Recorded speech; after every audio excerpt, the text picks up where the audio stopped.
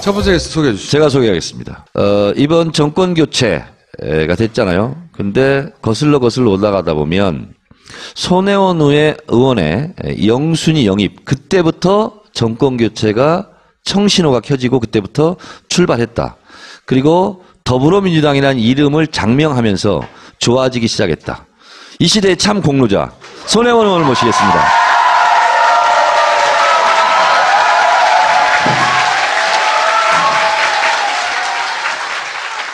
이제 우리 그 시구 의원들을 이제 다 불러서 이제 마포에서 우리가 바닥을 한번 다져보자. 내 목표는 서울시 1등이다. 진짜 1등 했어요. 저도 깜짝 놀랐어요. 마포가 갑이 조금 약하고 을이 참 세요. 인구도 조금 더 많고. 그런데 갑을 합해도 1등 했고요. 을만 하니까 46.53% 제가 했어요. 근데 이번 서울 지역 제가 이제 쭉 돌아다녔는데요.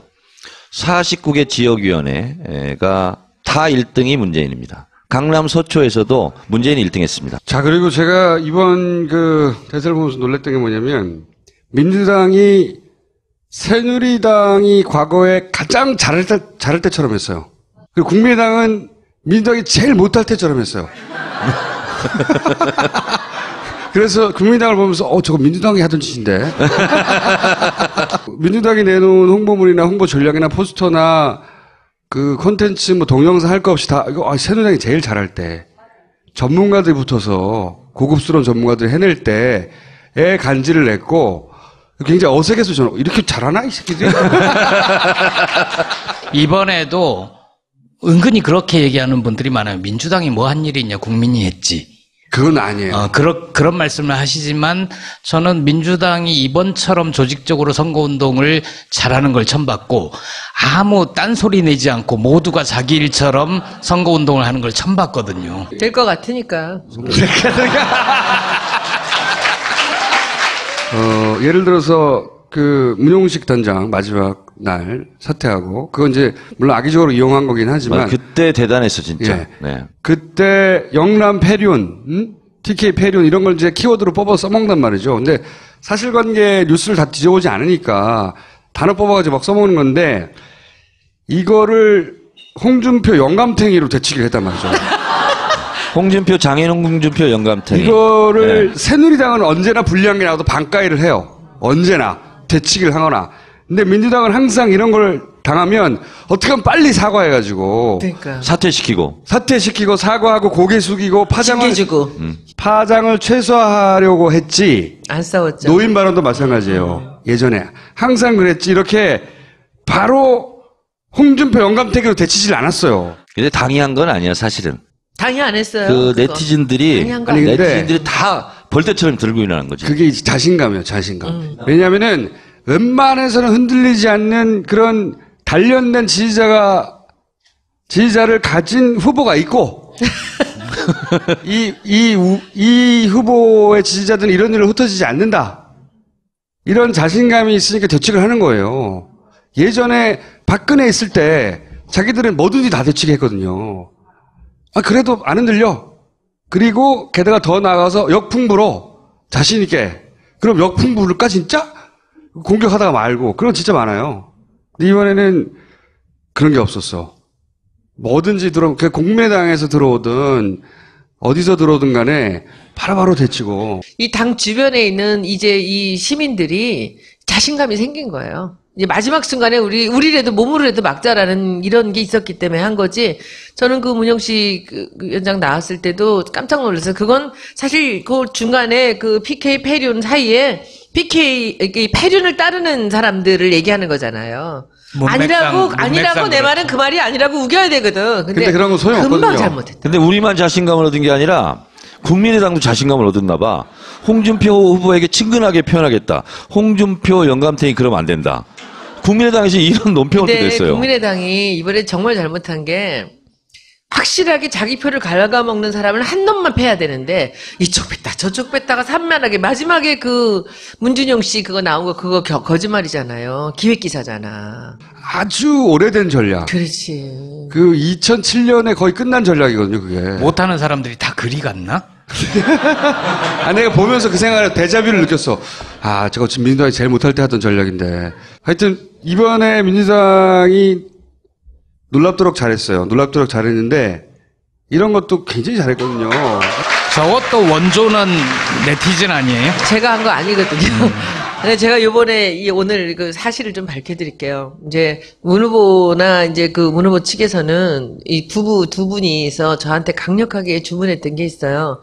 2012년에 했던 그런 식의 전략은 안 됩니다. 그 사람을 바꿔야 됩니다. 그래서 이제 저를 이제 데려다가 했는데 이제 총선 때는 아무 일도 없었거든요. 제가 알아서 잘했거든, 이름 바꾸면서. 근데 이 대선이 되니까 너무 많은 일들이 이제 제 옆에 이게 뭔가 이렇게 오더라고요.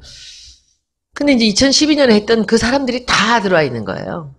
그런데 저는 우리 당 안에도 또 SNS 팀이 있고 제가 있으니까 경쟁이 된 거예요.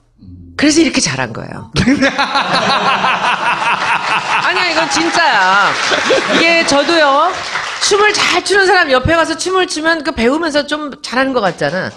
예, 네, 그거예요. 근데 제가 와가지고 이 일을 하니까 이분들은 문 후보에 대해서 일거수일투족 그분의 표정 모든 걸 아는 사람들이에요. 오랜 동안 같이 고생을 했던 분들이거든요. 근데 그분들이 제가 주도권을 잡고 혹시 자기들을 무시하지 않을까 이러면서 엄청나게 근육을 키운 거예요. 이 경선 때도 그랬고, 그래서 저는 뭐 욕심 낼 것도 없고요. 저는 1번. 문재인 대표가 처음에 이렇게 1번을 얘기했거든요. 이제 그거를 이렇게 만든 거, 그리고 로고랑 이 포스터, 기본 포스터 부분들 이런 것들은 아주 그게 쉬운 것 같으면서도 굉장히 많은 거를 포함하고 있어야 돼요. 어려워요. 그래서 그런 것들만 몇 개만 했죠. 그래서 이거는 정말 우리 팀에, 우리 캠프에 있는 SNS 팀이라든지 그 문 후보와 함께 2012년부터 오랫동안 같이 해온 이런 사람들이 모든 공을 가져가야 됩니다. 제가 100번 얘기해도 자꾸 저한테 잘했다고 그러는데 아니고요. 참 겸손인. 그분들이 잘하셨고, 단 하나, 1번지 있죠? 1번지는 외부에서 들어온 홍보팀이 한 거예요. 제가 저거 하나 여쭤볼게요. 김종인 선생님은 어디로 가셨어요? 저는 처음부터 일관성 있게 계속 그랬어요. 우리 정 의원한테도 미안하지만 저는 김종인 의원한테 가장 쓴소리를 언론에다 대고 심하게 많이 했던 사람이죠. 그거 할 때가 어떨 때였냐면 문 후보 머리에서 김 날 때면 제가 나섰어요. 왜냐면 제가 총알을 맞더라도 저래도 해야 돼요. 우리 당에서 어느 누구도 안 나섰거든요. 그러면서 막 이러지 마라. 왜 이러냐. 막 이제 이런 식으로 했는데 그래도 저는 끝까지 김종인 박사를 여러분들 같이 미워할 수는 없어요. 그리고 미워할 수 없는 가장 큰 이유가 제가 문 후보를 돕겠다라는 결심이 2012년 12월 10시 정도쯤이에요. 이제 이 판세가 기울어서 지고 있는데 저한테 전화가 왔잖아요. 전화 와서 문재인 후보한테 얘기해다오. 1469만 표를 받고 그만한다 그러면 안 된다. 포기하지 말라고 얘기해라. 그때 제가 알은 거예요. 1469만 표도 알았고, 그리고 처음 나온 정말 정치 신인이 나와서 2달을 선거운동 했을 뿐인데, 이 1460만 표를 받았다는 건 대단한 거다. 지금 이 표에다가 100만 표만 더 받으면 5년 뒤에 무조건 대통령 된다. 그러니까 이 사람들을 한테 등 돌리지 말고 여기서 좌절하지 말고 다시 도전해라라고 얘기를 해라라는 얘기를 해서 제가 전화를 걸었어요. 그날 밤에 이제 사모님한테 절대 울고 너무 그때는 이 세상 끝난 것 같을 때죠. 그래서 이런 얘기를 해주시는데 절대로 실망하지 마라. 근데 지금도 저는 의문입니다. 그랬던 분이 그분 그 말씀을 듣고 저는 사실은 그때부터 도와야 되겠다고 마음을 먹었거든요. 제가 도우면은 이분한테 100만 표 정도를 만들 수 있지 않을까라는 생각을 했거든요. 그런데 왜 그분이 그렇게 중간에 지금 이 다른 쪽으로 이렇게 갔는지, 그거는 정청래 의원 이해찬 의원 공천 탈락시키는 그 즈음이었다고 저는 생각해요. 3월 10일에서 한 3월 8일 정도라고 보여요. 그때 이분이 마음을 먹은 거예요. 문재인을 물리쳐야 되겠다. 그리고 그때부터 아주 일관성 있게 끝까지 갑니다. 선거 때, 총선 때도 같이 만세를 부르려고 같이 저 홍대 앞에 오고 나는 그랬는데 안 공천을 오시고. 하고 마음이 바뀌지 왜 하필이면 나로부터 시작한 거야. 근데 그게 그분 생각에는 자신감이 붙었던 거예요. 내가 여기 와서 이런 카리스마를 보여주면서 이거 뭐 내가 할 수도 있겠구나라는 것을 누가 바람을 옆에 넣었을 거라고 생각하고, 근데 그게 비극인데 사실은 그 어려움 아까 말씀하신 거 제가 들었는데 전 제일 두려웠습니다. 그게 시간이- 자기 힘이라고 생각한 거죠. 그렇죠. 그게 온전히 자기 힘이 아닌데 그 그게 결과를 자기 문재인이라는 힘으로- 사람이 갖고 있는 그 대중성과 그 힘에 알면서도 사람이 어느 순간 그 부분들을 놓치면은 그렇게 또 그렇게 되는 모양입니다. 지금 요 얘기 하니까요. 제가 생각해 누가 저한테 이게 사실인지 아닌지 모르겠는데 누가 저한테 하지마. 전해준 얘기가 있어요. 하지마. 근데 지금 얘기해도 될 것 같아요. 하지마. 뭐냐면 하지마. 요 얘기 맞는 얘기야. 문재인을 치려면 그 두 장수를 쳐야 된다. 그게 정청래, 이해찬을 쳐야 문재인이 힘을 못 쓴다. 말도 안 되는 소리를 또. 라고 저한테 달콤하게 얘기해 준 사람이 있긴 있었어요. 근데 저는 그것이 사실인지 아닌지는 모르겠어요. 근데 그때부터 이상해진 것은 사실이에요. 제가 보기에는 저쪽에서 김종 추호 선생을 써먹으려고 했어요. 당을 쪼개고 뽀개고 하는데, 언론도 그렇고. 그런데 그게 달콤했어요, 김종인 선생한테는. 맞아요. 자기가 굉장히 중요한 사람이 되어가는 듯한 착각을 마지막 순간까지 네. 뭐 독일 구상 이런 거 있잖아요. 말도 안 되는 소리거든. 그런데 미넨 구상 이런 이름을 막 붙여주면서 종편과 보수 언론이 계속 이용해서, 왜냐하면 혼자는 힘이 없는데 그 상징적인 힘을 부여해서 자꾸 써먹으려고 키웠죠. 자기가 진짜 그런 힘을 가지고 있다고 착각하기 시작한 거죠, 어느 순간부터. 그래서 마지막 순간에 나와서 존재 증명을 해야 되는데 기회는 없는데 마지막 순간에 왔다고 생각하고 탈당해가지고 안철수 지지까지 간 거예요. 그러면서 우리 정치사에 이렇게까지 큰 셀프 삭제는 없었어요. 그런데 딜리트를 스스로 눌러버린 거야. 근데 총수님 생각하기에는 네. 우리 탄핵이 없이 12월 대선으로 갔으면 문 후보가 됐을 거라고 생각하세요? 어제 사실 개표 볼 때 심심했잖아, 우리. 굉장히 심심했잖아요? 근데 이렇게 본 적이 없거든요. 가슴 졸이면서 봤을 거예요, 끝까지. 저는 이게 12월로 갔으면 저는 안 됐을 거라고 봐요. 왜 그러냐 하면은 이 촛불 탄핵이요. 지금 이렇게 되지 않았다면 이들이 이렇게 질이 멸렬하게 끝내지는 않았어요. 반기문부터 지금 이런 사람들이 12월을 다 생각하면서 준비를 하고 있었거든요. 물론이죠. 예. 근데 벼랑간 앞에서 조기 대선이 되면서 스텝이 꼬인 거예요, 거기서. 그럼 우린 최순실한테 감사해야 되는 거예요. 근데 이게 지금 이 대통령을 문재인으로 만들기 위해서 모든 것이 맞아 떨어졌어요. 이럴 수가 없이. 그리고 또 하나 시대의 행운아. 또 하나 수도 기가 있어요. 막힌 거는 뭐냐 하면은 너무 웃기는 거. 문 후보에 대한 디스는 처음부터 끝까지 그 아들 하나였어요. 예. 자, 의원님 두 분 이제 들어가 주세요.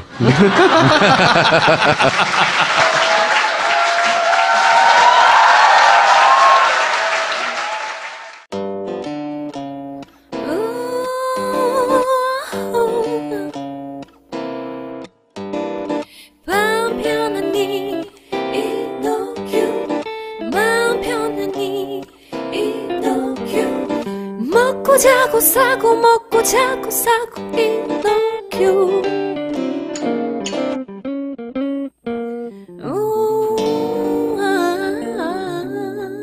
지금 딴지마켓에서 편안한 밤 이노큐를 만나보세요.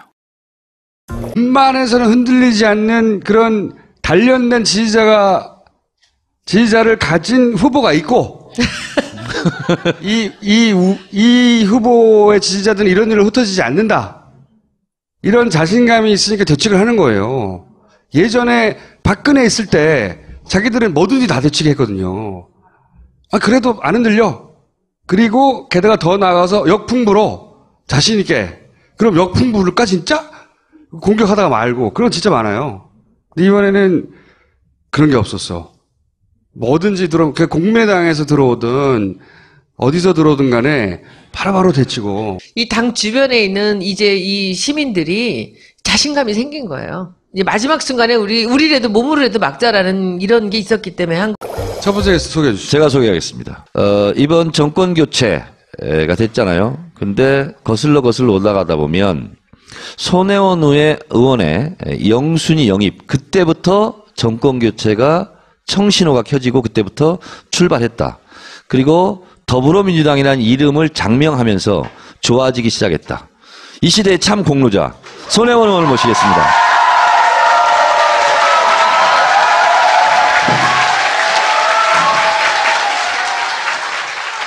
이제 우리 그 시구의원들을 이제 다 불러서 이제 마포에서 우리가 바닥을 한번 다져보자.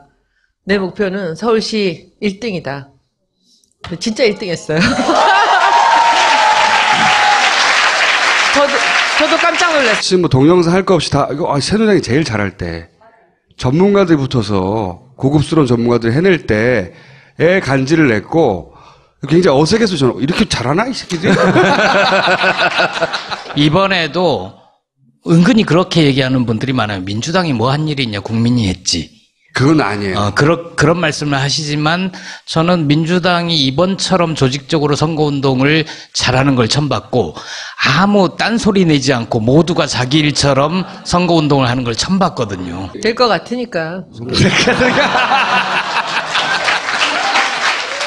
예를 들어서 그 문용식 단장 마지막 날 사퇴하고 그건 이제 물론 악의적으로 이용한 거긴 하지만 그때 대단했어 진짜. 예. 네. 그때 영남 패륜 있어요. 마포가 갑이 조금 약하고 을이 참 세요. 인구도 조금 더 많고. 그런데 갑을 합해도 1등 했고요. 을만 하니까 46.53% 제가 했어요. 근데 이번 서울 지역 제가 이제 쭉 돌아다녔는데요. 49개 지역위원회가 다 1등이 문재인입니다. 강남 서초에서도 문재인이 1등 했습니다. 자, 그리고 제가 이번 그 대선을 보면서 놀랬던 게 뭐냐면 민주당이 새누리당이 과거에 가장 잘할 때처럼 했어요. 그리고 국민의당은 민주당이 제일 못할 때처럼 했어요. 그래서 국민의당을 보면서 저거 민주당이 하던 짓인데. 민주당이 내놓은 홍보물이나 홍보 전략이나 포스터나 그 콘텐츠 패륜 이런 걸 이제 키워드로 뽑아서 써먹단 말이죠. 근데 사실관계 뉴스를 다 뒤져보지 않으니까 단어 뽑아가지고 막 써먹는 건데 이거를 홍준표 영감탱이로 되치기를 했단 말이죠. 홍준표, 장애인 홍준표 영감탱이. 이거를 새누리당은 언제나 불리한 게 나와도 반가이를 해요. 언제나 되치기를 하거나. 근데 민주당은 항상 이런 걸 당하면 어떻게 하면 빨리 사과해가지고 그러니까. 사퇴시키고 사과하고 고개 숙이고 파장을 최소화하려고 했지. 안 싸웠죠. 노인 발언도 마찬가지예요. 예전에 항상 그랬지. 이렇게 바로 홍준표 영감탱이로 되치질 않았어요. 근데 당이 한 건 아니야 사실은. 당이 안 했어요. 그 그거. 네티즌들이 당이 한거 아니에요. 다 벌떼처럼 들고 일어나는 거지. 그게 이제 자신감이에요. 자신감. 왜냐하면은